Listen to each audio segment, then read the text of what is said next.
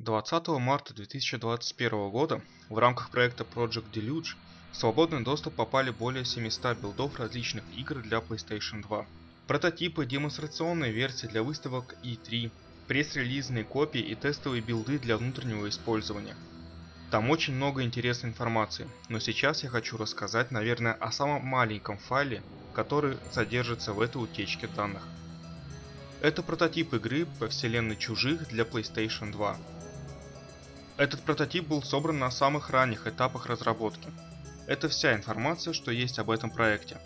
Игра не была закончена, информация о ней не поступала, и даже неизвестно название студии, занимавшейся разработкой.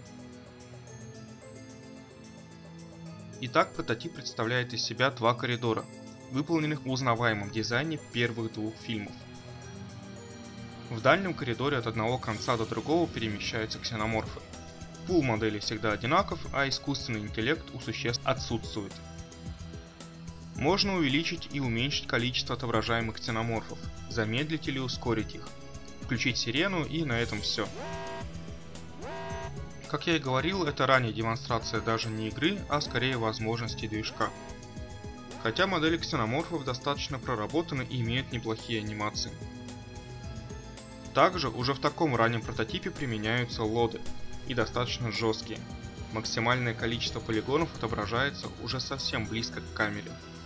Зато даже с максимальным количеством ксеноморфов количество этих кадров в секунду не меняется. Да, картинка бедна на эффекты, те не примитивны, а нагрузка на центральный процессор консоли почти отсутствует. Но на таких ранних этапах код часто пишут не оптимально, а просто чтобы он выполнял поставленную задачу. И если результат нравится, то есть геймплей, механики и прочие элементы игры устраивают команду разработчиков, то уже после этого начинается оптимизация кода. Поэтому, если бы я здесь увидел замедление, то я бы не удивился. Содержимым образа тоже на самом деле мало чего интересного. Одна модель чужого и ресурсы к ней. Модули для работы с железом и аксессуарами консоли.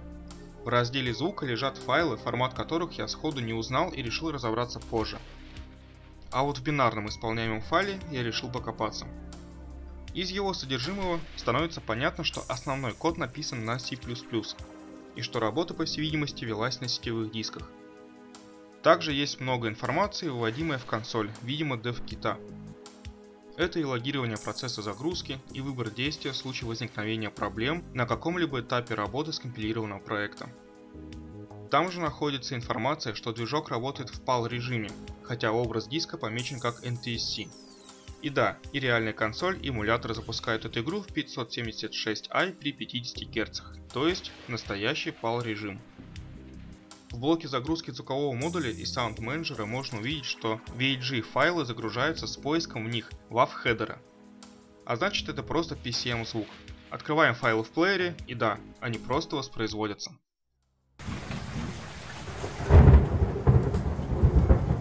Описание одной из ошибки гласит Wrong number of players.